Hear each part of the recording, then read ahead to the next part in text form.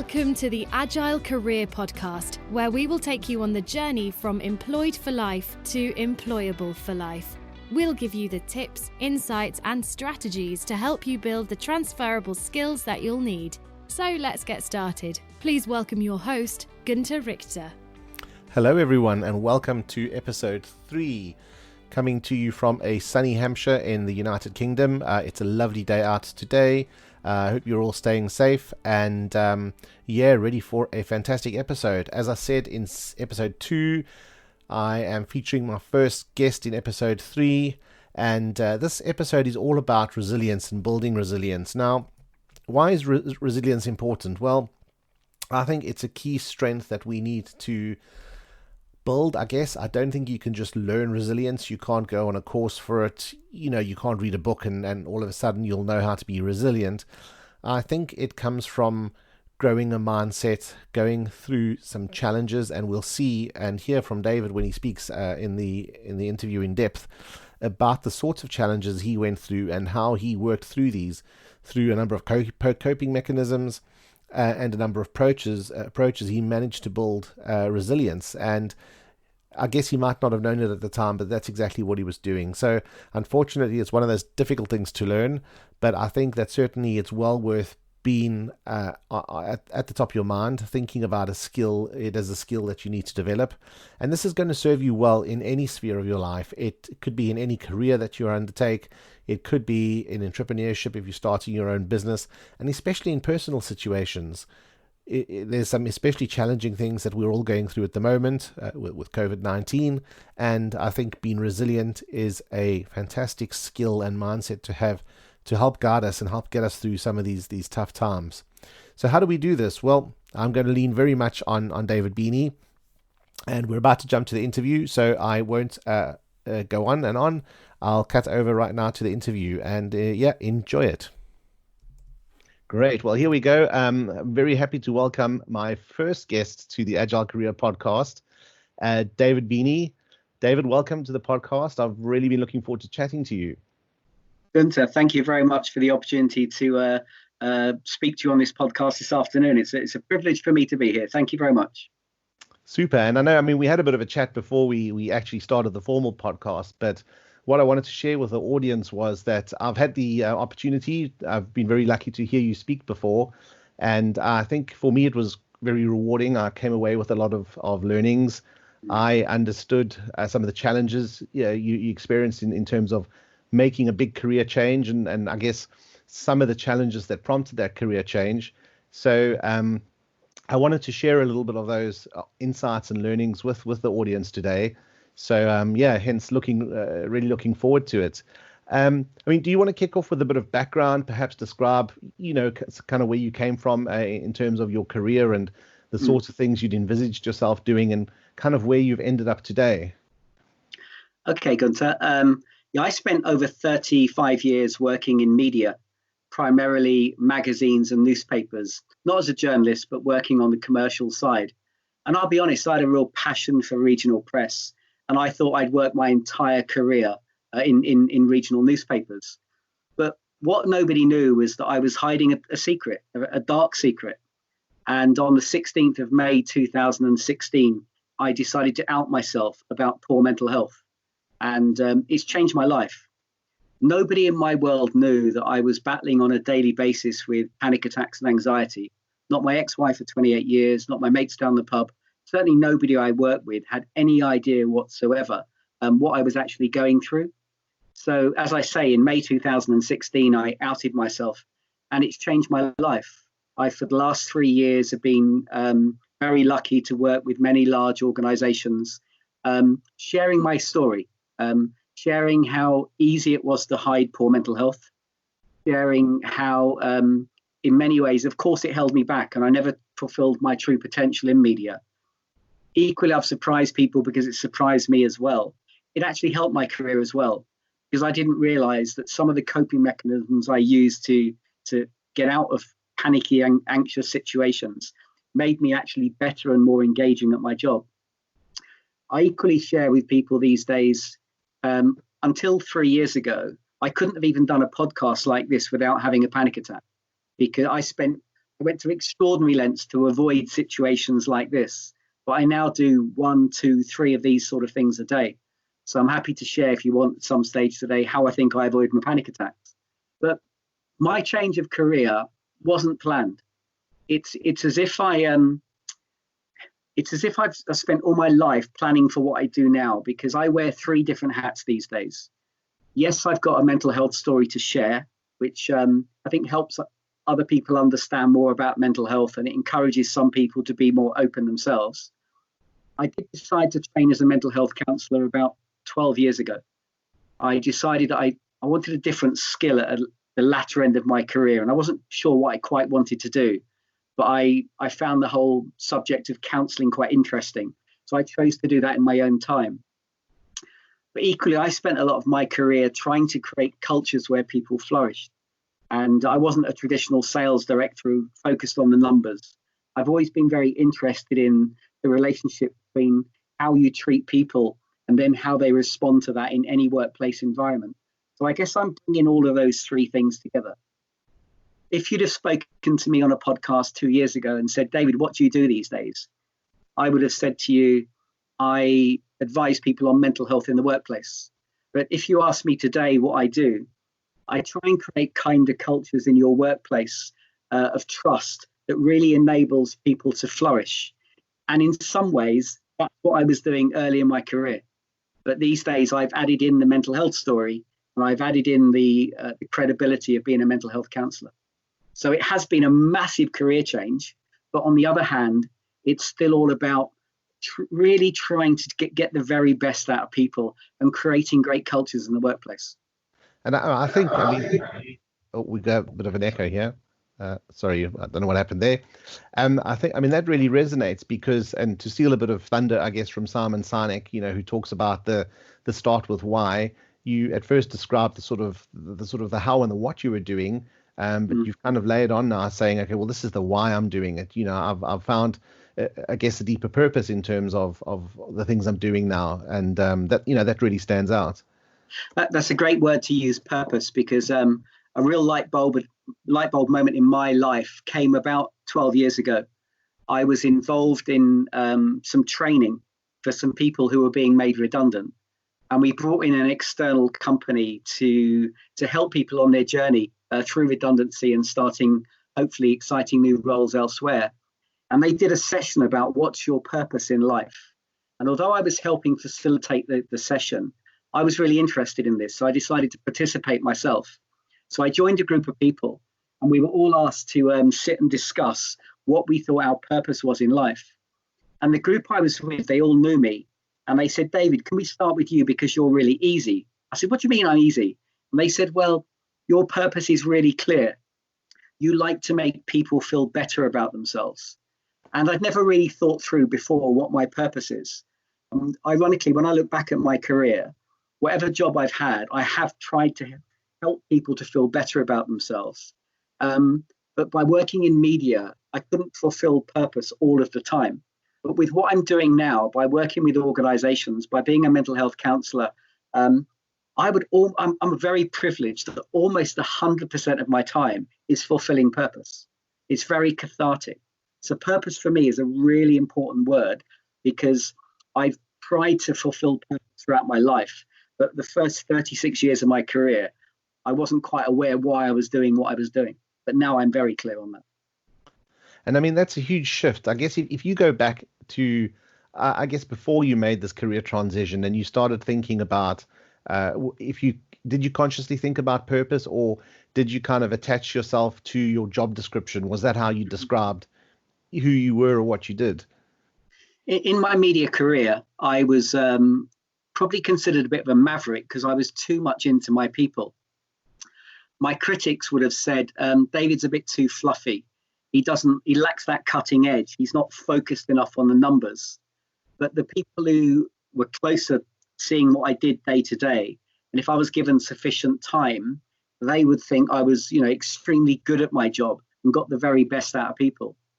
Again, on hindsight, when I look back at my career, where I tended to be used by employers, if they had a region or a department where morale was very low, staff churn was very high, and the place was falling apart, they would bring me in because I think they recognized that what I was very good at was with my people.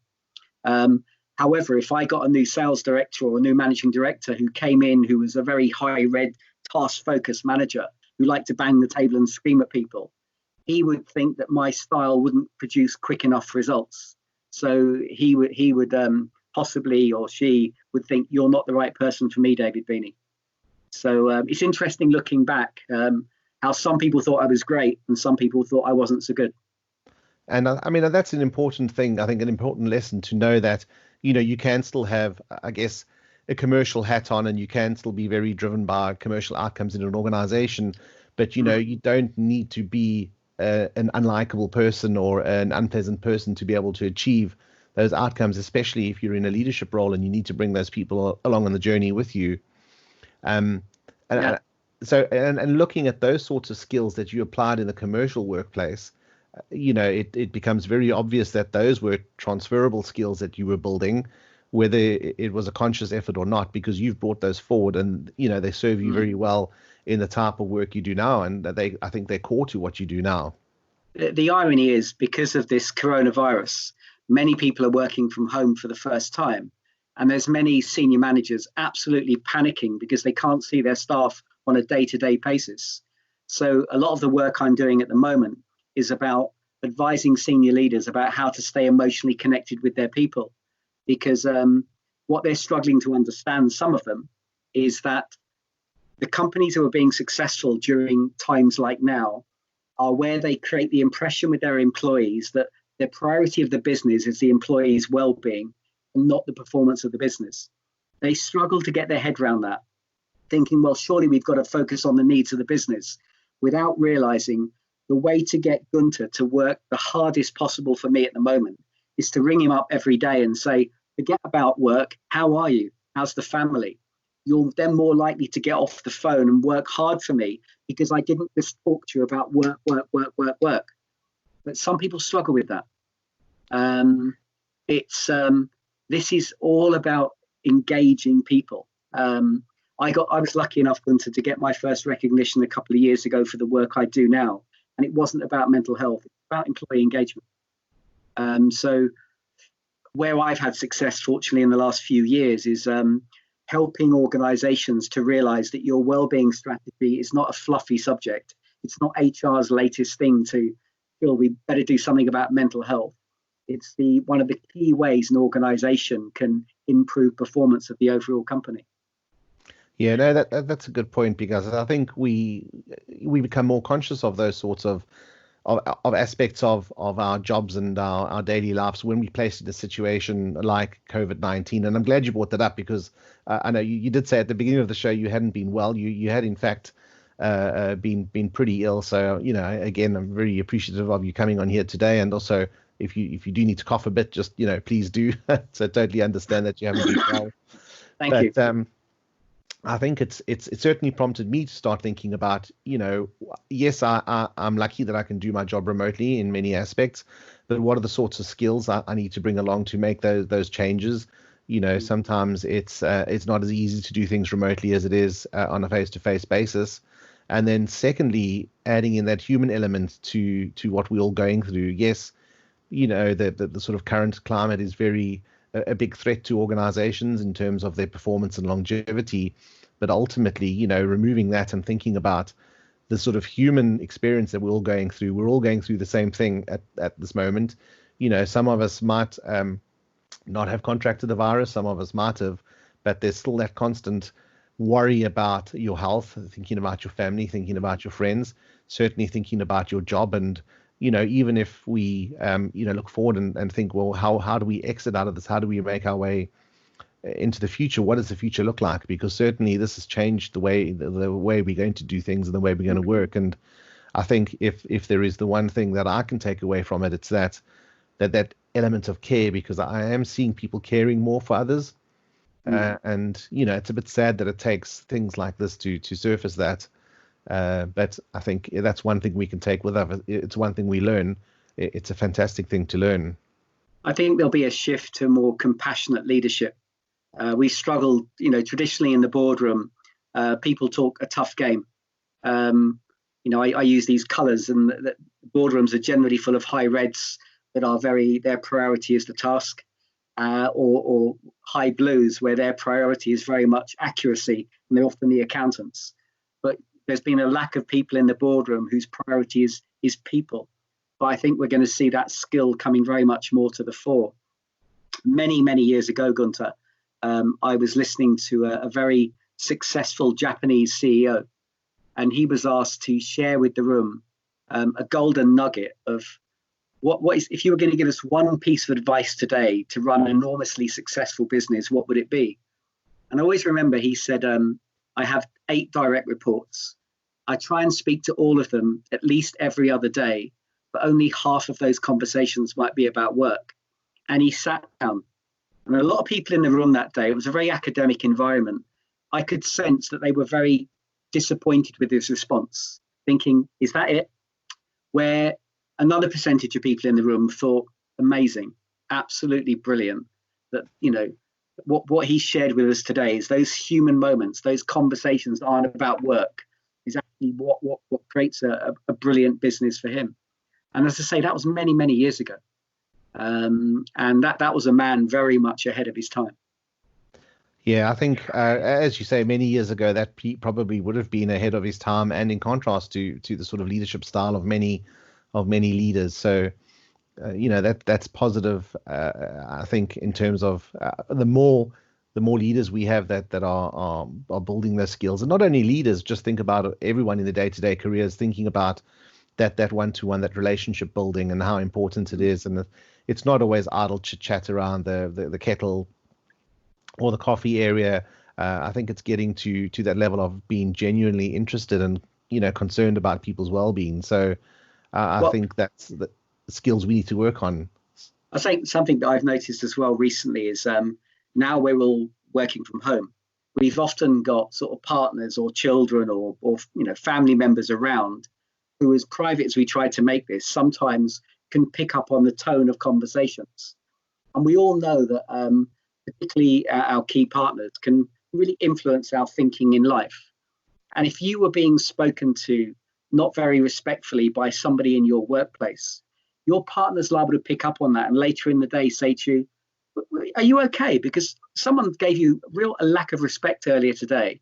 But equally, when they hear laughing, when they hear you having fun with your colleagues at work, when they hear bosses saying to you, Gunther, you've worked really hard the last couple of hours, go and take yourself a nice break, get yourself a coffee.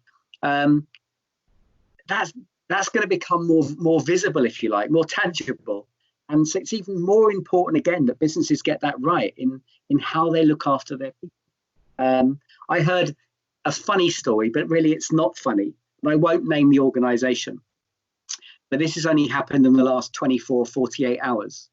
A particular senior member in this large company, he sent out an email to all staff saying, I've got a great idea. We're going to introduce something called, it might have been something like the power hour or the golden hour. I think it was the power hour. And he suggested to all of his employees that they take an hour somewhere in the middle of the day where they step away from their work. They get themselves a nice drink. They perhaps play some music that they really like. They perhaps pick up the phone and ring someone that they really get energized by. They perhaps go out into the garden and they get some fresh air. And he thought this was a great new idea to introduce. So many people emailed him back and saying, don't you mean take a lunch break? And it really backfired on him because he'd forgotten about the fact that everyone is entitled to do that every day anyway and should be doing that. And he's been ridiculed over it because he didn't think it through. He was suggesting, this great new idea that we take an hour out in the middle of the day to refresh ourselves, to energize ourselves. And yeah. And I mean, often we're a bit of an echo again. Sorry, we're our own worst enemies because we're not disciplined. It's easy just to kind of work through lunch, and sometimes it's a bit easier at the office when you're sitting around with colleagues and someone says, I'm going to go out and grab a sandwich. There's a bit of a prompt. But if you're sitting at home working, it's very easy to fall into an element of poor discipline and just work through lunch or work through your breaks. And and kind of not take a break and rest. So again, it's not only from a leadership perspective, people need to be cognizant of that, but even through our own levels of discipline. Well, one of my favorite stories from last year, Gunter, is children sometimes are incredibly observant. And this is a true story. But in a school last year, a child goes up to a teacher and says, can I ask you a question? Why don't teachers have playtime? And the teacher just smiled at the time, but fortunately later that day said to the head teacher, one of the kids said to me today that the teachers should get playtime too. And the head teacher didn't just smile. The head teacher said, that's a brilliant, brilliant idea. So a few weeks later in that school, they had a role reversal. And all the children were told, you've got to stay in the classroom. And all the teachers were told, you're going out in the playground and you're having playtime. Now, we know what kids are like. They look forward more to that playtime than their own normal playtime because they wanted to observe the teachers in the playground. Now, this story has a sad ending because what happened was all the kids got the best vantage point to look out to the playground, and they wanted to see the teachers running around chasing each other, having a laugh. But they all stood there very much like adults, some of them on their phones, dare I say, but not looking like they were particularly enjoying themselves. The reason I share this story is that we give kids playtime for a reason. It's not just put on the school curriculum because we just do it. It's for a reason, perhaps 4 reasons. Number one, it's you re-energize the kids in between two different pieces of work. Secondly, you're giving them fresh air and sunshine. Thirdly, you're giving them social interaction. And fourthly, you're giving them physical exercise. Well, when we become adults, we need playtime as much as kids do. If anything, we need it more. So I say to you, Gunter, I say to everyone listening to this podcast, are you getting enough playtime? Regular times during the day. Do you have a laugh, a bit of fun with someone? Do you get to engage in social interaction other than work?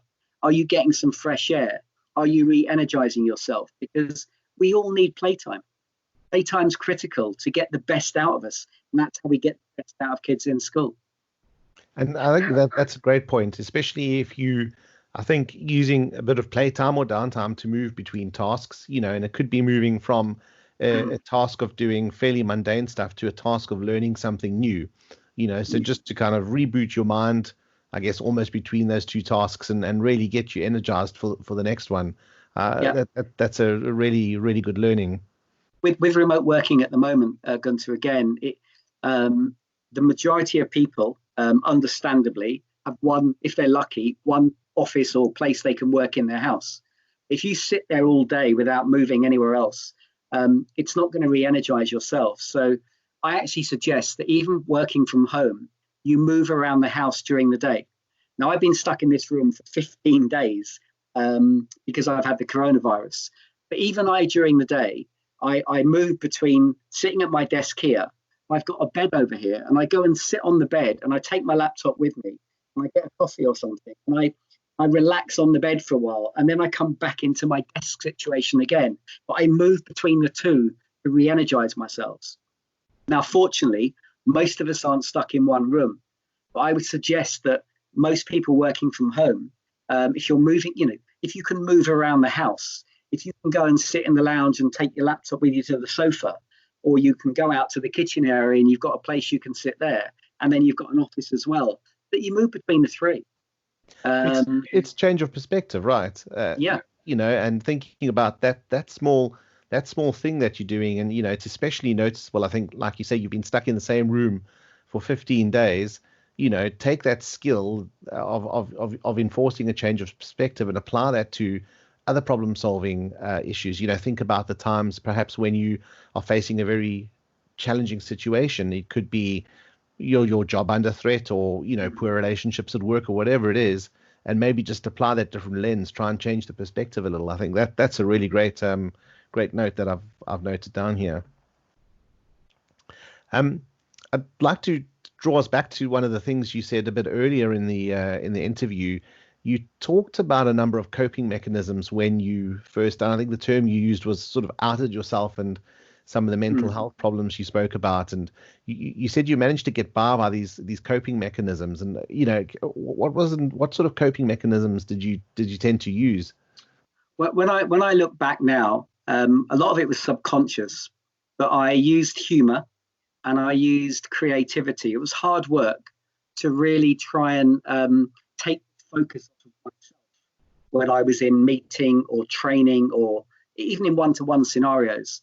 And as I say, just by pure fluke, because I was doing it to hide poor mental health, it actually made me more engaging. So the best example I can use was I became a trainer in the late 1980s. And trust me, I know that was a long time ago, but in the late 1980s, training was incredibly boring. Someone would have an overhead projector and a pile of acetates, and they literally would lecture you and talk at you very one way for as long as that session was going to be.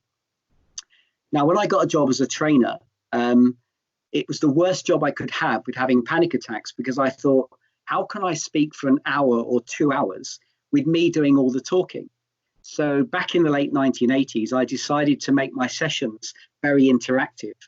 I started putting people into breakout groups, doing it very much workshop style, many years before breakout groups and workshop style came in. It led me to build a reputation as a really good trainer, someone who was out there doing something really different. And my career really took off.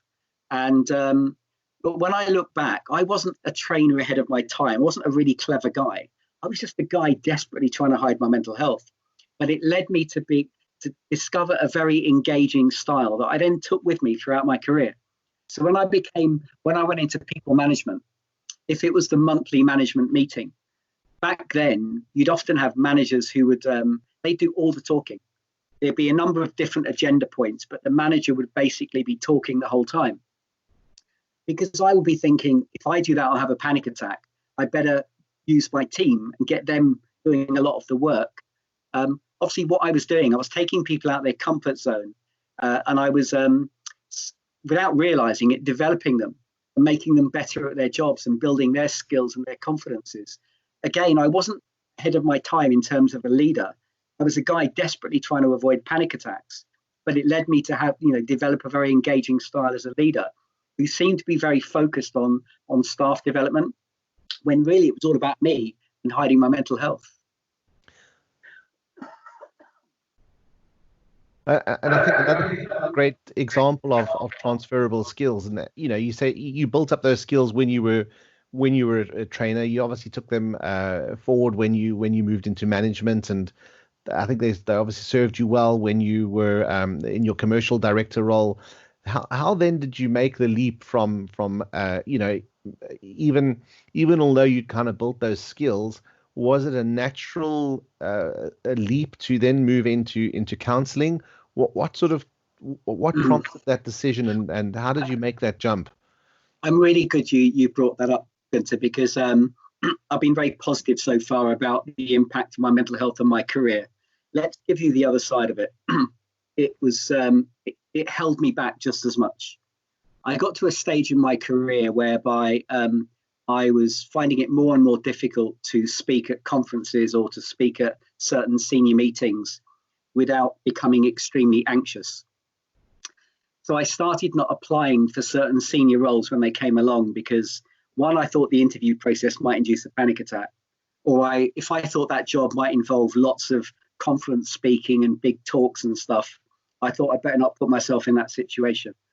And I remember the most embarrassing times in my career, I'd be invited to a meeting because they valued my view on a given subject. And I'd look around the room and there'd be some really important people there.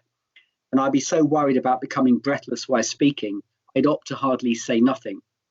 So although my career really took off in some ways because of my mental health, I got to a point for me, age is irrelevant, but it was in my early to mid 40s when I really should have gone on to that next really senior level where I stopped pushing myself forward. And in the end, I took myself into a very safe role and actually said to my employer, if the opportunity comes along and actually think I've had a great time here, I'd like to look to do something different.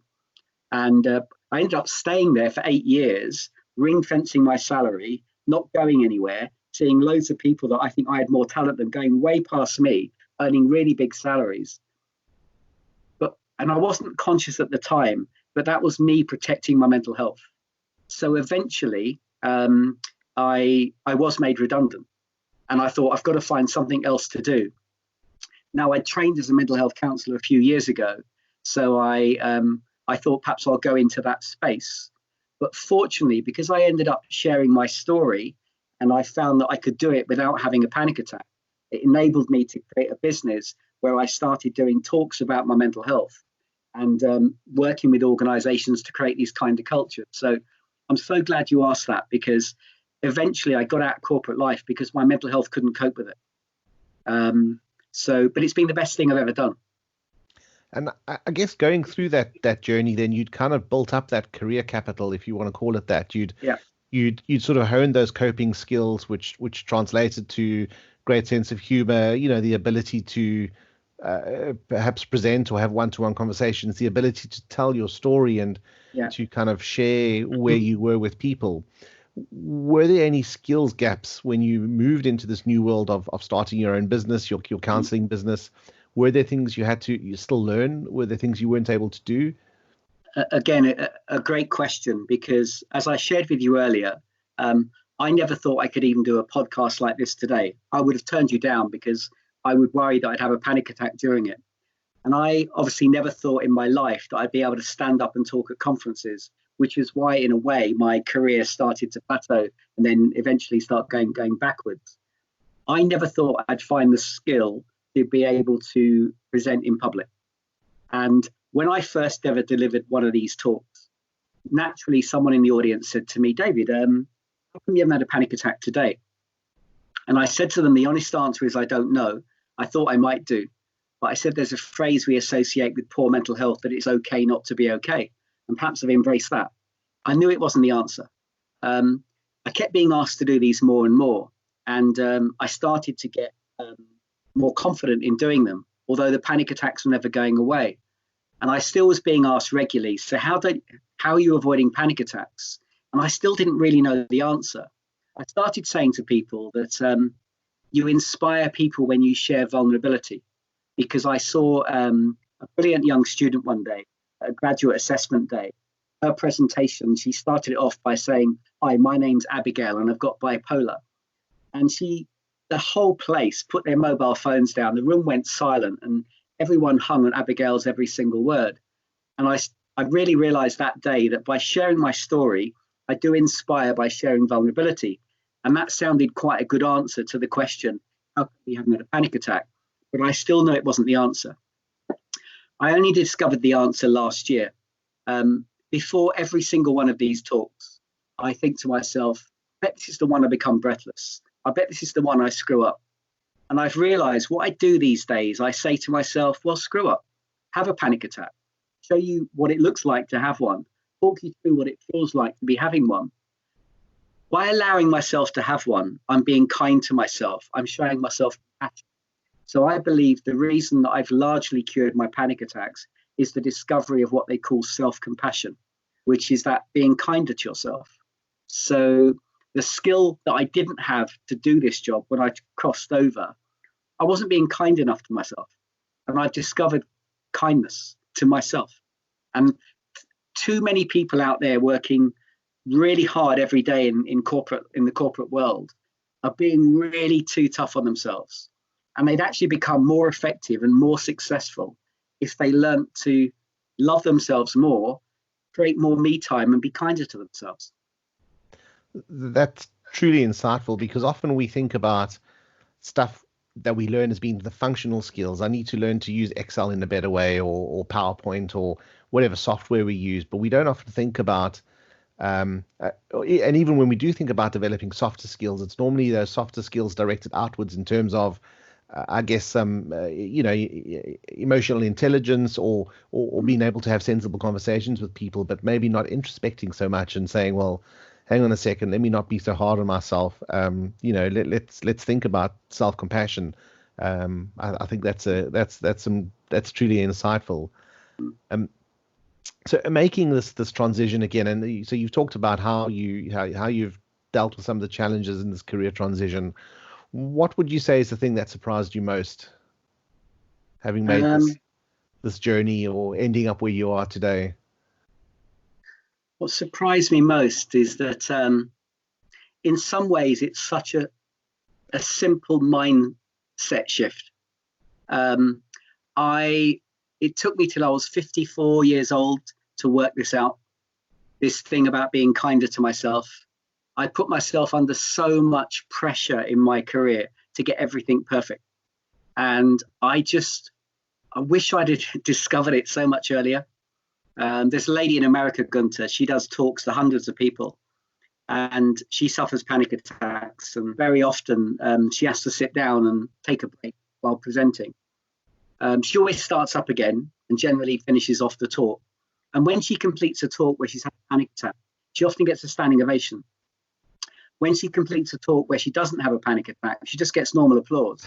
And she wrote recently, she almost feels under more pressure to have a panic attack to get more engagement from her audience. And I spent my entire 30 odd years doing everything possible to avoid a panic attack. And if I'd have had some, I might have got some standing ovations, because people would have thought, wow, this guy's so brave. You know, he's got this issue going on, and yet he still carries on. But I missed, it was a missed opportunity. And this transition has been far easier than I thought it possibly could have been. And I had a reasonably good career, don't get me wrong. But I've achieved more in the last few years with what I'm doing now, because I'm being me. And if I could have been more of myself and honest with myself throughout my career, I could have achieved so much more. If only we could go back and tell our 18-year-old selves that story and that message, and say, you know, it's going to be easier than you think, perhaps, or it's don't be so hard on yourself, and maybe it isn't easier sometimes. Maybe it's just that you become more resilient through these coping mechanisms and these skills that you develop. So I think that's a great point you just made. I realize we sort of getting towards the time slot. The time's gone really quickly, so which for me means it's been a really easy and enjoyable conversation for me anyway. Thank you, Gunther. I'll just end up with a few kind of simple questions. If you could recommend one simple habit, or perhaps a book, or anything that listeners could easily sort of pick up and start with, is there anything that springs to mind? I'm quickly going to grab a book and put it on the screen. I've got it here. There's a fabulous book there called The Conscious Effect by Natasha Wallace.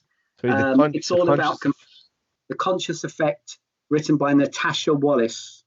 This book could have been written for now. It was only written in the last couple of years, but it's all about compassionate leadership, and really recommend that as a really good read.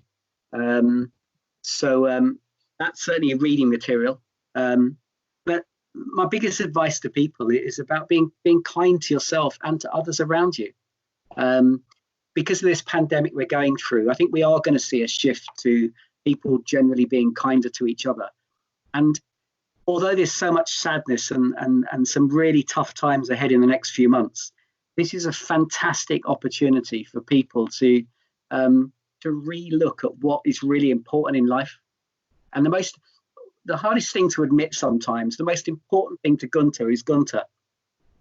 You know, if you're on an airplane, Gunther, and you've got children with you and the oxygen masks come down, it's really important you put yours on first, because you can't look after people around you if you don't look after yourself first. And we've all got to get better at putting ourselves first, because then we become a better person and stronger for both family members and colleagues around us. Yeah, no, absolutely. I mean, we don't question that when we're told that on an airplane. When we've been given the safety briefing.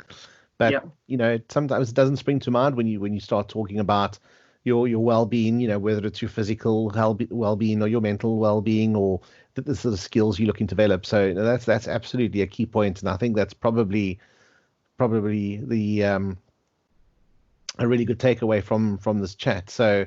It's been really awesome hearing from you. It's been, the second time hearing some of your insight, and I've really, really enjoyed it, and I hope the listeners will enjoy it too. I guess before we close off, where can people go to find out a little bit more about you, your website or your LinkedIn page, what would you suggest people do if they want to find out more about David Beeney? My website is www.breakingthesilence.co.uk.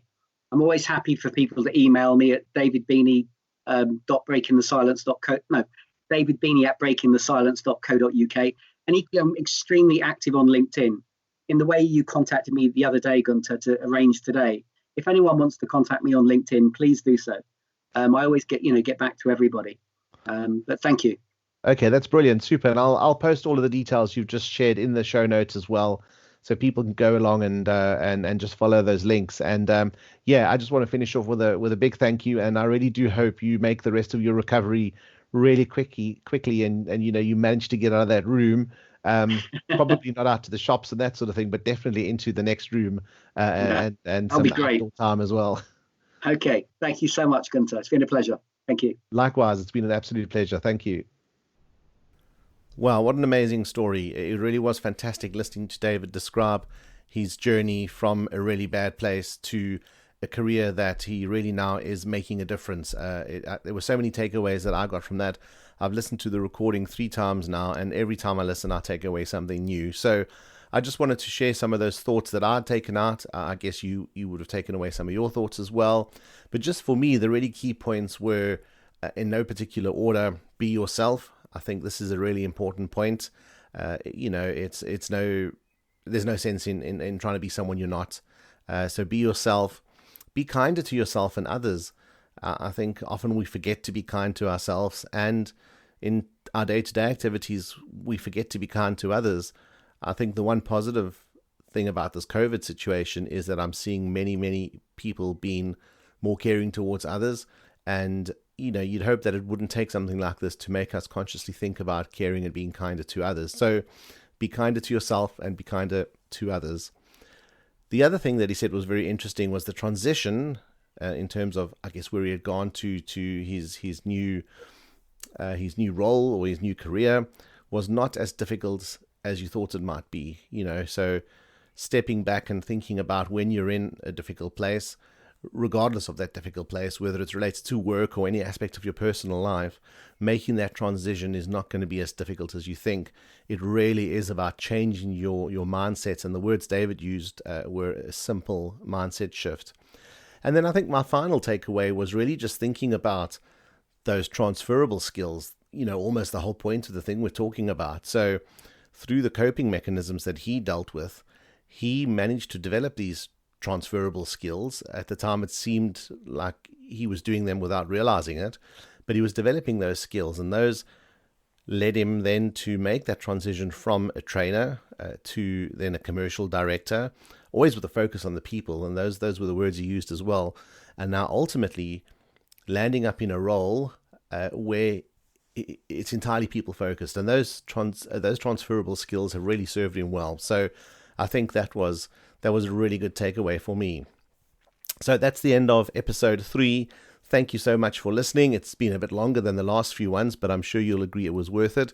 Please subscribe to the show. It's available on all your favorite platforms, and I hope to see you in the next episode coming up shortly.